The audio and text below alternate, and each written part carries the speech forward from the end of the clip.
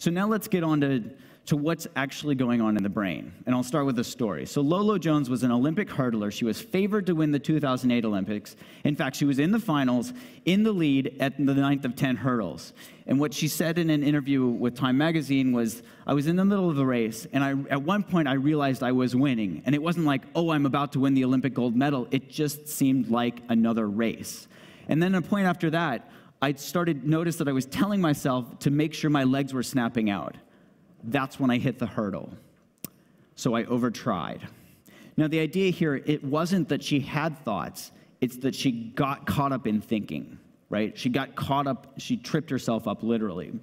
And it turns out that this is a pretty common process. About half the time of the day, we are actually spent either daydreaming or getting caught up in our experience. And you can think of this as a continuum: daydreaming, stress, and of course, the far end is addiction.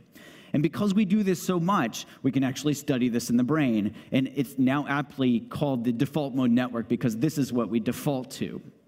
And I'm going to highlight a particular part of the brain called the posterior cingulate, which you can see here in the back of the brain, which turns out when you look at all the data, there are a bunch of different things that will activate the posterior cingulate. When we're thinking about ourselves, when we're mind-wandering, when we're thinking about the past and future, judging things, when we're thinking about ourselves in social situation, liking choices that we've made, when it's involved in prevention goals, immoral behavior. I'm just going through this large list.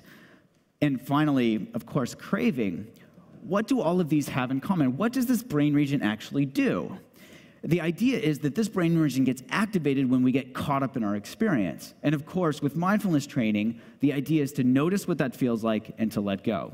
So let's see if this is actually true. We did a study a couple of years ago where we took novice and experienced meditators and we scanned their brains while they were meditating. And we had them do a number of different types of meditation to see what was common amongst all these different meditation practices.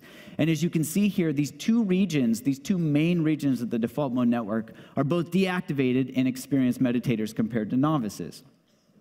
So this was interesting. It was relatively novel. We didn't believe it. We wanted to see if we could actually prove this more thoroughly. So we followed. This is actually a technique that Christopher Deschamps really piloted, and he'll talk a little bit more about it in his talk. But the idea is we can take real-time neurofeedback to bring the subjective experience together with brain activity. And we can give people feedback of their own brains while they're meditating. And this is what a typical graph looks like. And the idea is people can meditate with their eyes open, letting the graph rest in the background, and then they can check in from time to time to see if it correlates with their experience of getting in their own way, as well as when they're meditating, when they're concentrating on their breath. And our studies show that we have a very good correlation between this graph and people's subjective experience. Now, that was a novice. Here's an experienced meditator. Now, I'm not very good at statistics, but even I can tell the difference between these two people's brains. I'll just walk you through what this looks like. Here's a novice.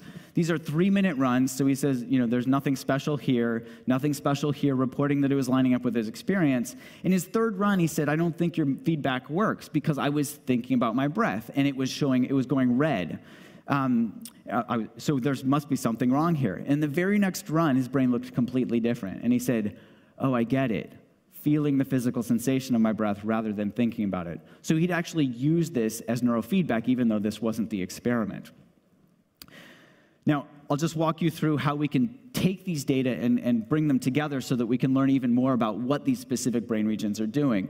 Here's an experienced meditator going through the experiment. And after each, these are 1-minute runs now, they're describing their experience. And he said, I caught myself, I was trying to guess when the words were going to end and when the meditation was going to begin. So I'm trying to be like, okay, ready, set, go. And then there was an additional word that popped up and I was like, oh shit. And there's that red spike you see there.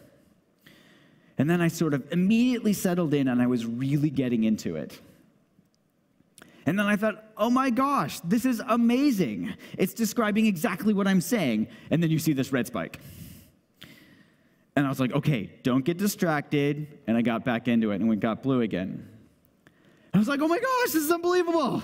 It's doing exactly what my mind's doing. So he was laughing at this point. And he said, I find it really funny because that's to the next question. That's a perfect map of what my mind was going through. That's a perfect map of what my mind was going through. So what exactly was his mind going through? We can take all of these data from all these novice and experienced meditators and bring them together, and in a data-driven fashion, we can figure out what exactly this brain region is doing. And we can confirm what other people have found. So when you're distracted, when you're thinking about yourself, the posterior cingulate gets activated. And you can see that here in this whole line of distracted awareness. But we also found a new category where they were describing controlling things, trying to effort, or when they were discontent, that was something that we hadn't noticed before. With deactivation of the posterior cingulate, again, when people are concentrated, the posterior cingulate gets deactivated. We know this already. But there's this whole other category that came out as well, this effortless doing, when people weren't efforting. I'll give you a couple of examples. So this person said, I was worried that I wasn't using the graph as an object of meditation, so I tried to look at it harder and somehow pay attention more to it. Of course, it went red. Harder, pay attention a little bit more. So here's some examples of deactivation. The first one, toward the middle, I had some thoughts which I don't see in the graph, maybe because I just let them flow by. The second person noticed that the more I relaxed and stopped even trying to do anything, the bluer it went. Stopped trying. Yoda, no, try not. Do or do not, there is no try. So we're getting at this sense of flow. For those of you that aren't familiar with this, Mihaly Csikszentmihalyi described this several decades ago as this mental state where we're fully immersed in the present, totally energized, we're selfless, it's effortless, we're just doing it. You can think of sports figures like Michael Jordan or other folks that are just really in it, and it just seems completely effortless. This is flow.